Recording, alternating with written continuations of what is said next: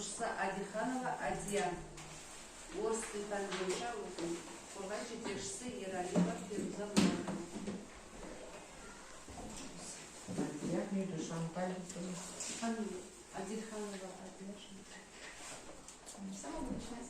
Здравствуйте, дорогие слушатели. Тема сегодняшней исследовательской работы – это происхождение и функционирование молодежного сленга. И следующий слайд.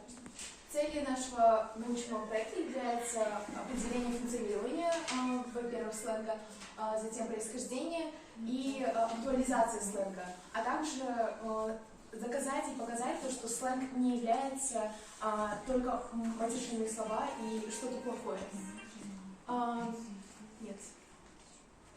В любом языке существует определенный слой лексики, который отличается небрежностью, резкостью и даже грубостью. Тем не менее, данный слой, также, как и обычные слова, является неотъемлемой частью языка. Такая лексика зовется сленгом. Есть также эколингвистика, это направление лингвистики, которое изучает негативное влияние на язык, а также пути развития языка и его обогащения. В науке в русском языке в наши дни особый интерес вызывают вопросы развития социальных диалектов языка, стилистики и культуры речи. Особенно выделяют две группы сленга, которые делятся на компьютерный сленг и молодежный сленг. Следующий слайд. Какие функции выполняет сленг?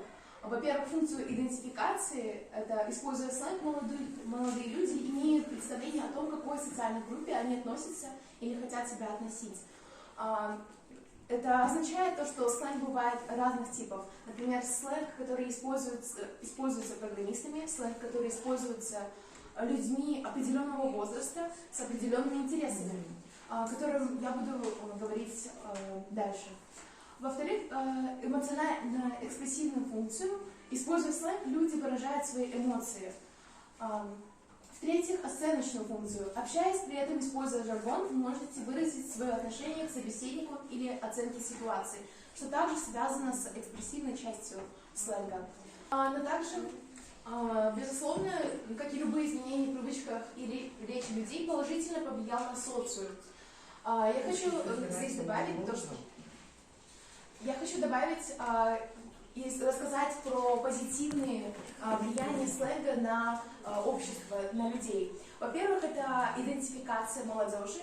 Как я говорила ранее, бывают сленги молодежные, то есть, например, сленг, который используется в компьютерных играх, баг, который означает ошибка, читерство, которое означает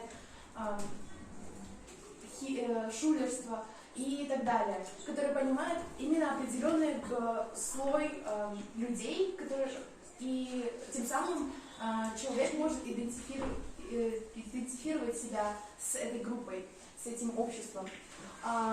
Следующее, это также показывает профессионализм. Например, журналистический сленг, который, например, бамбуковый занавес или желтая пресса. Например, обычные люди не могут понять такую лексику, а именно журналисты могут понять. Тем самым они могут идентифицировать себя как журналист и более общаться. Например, тут указано капец, жиза, жесть. Жесть, можно сказать, какой-то ситуации и показать свое отношение к этому. То, что вы удивляетесь, как это произошло, то, что вы в шоке. Также словом «капец». И далее также есть слова, например, как «сейчас», которые означают «сейчас».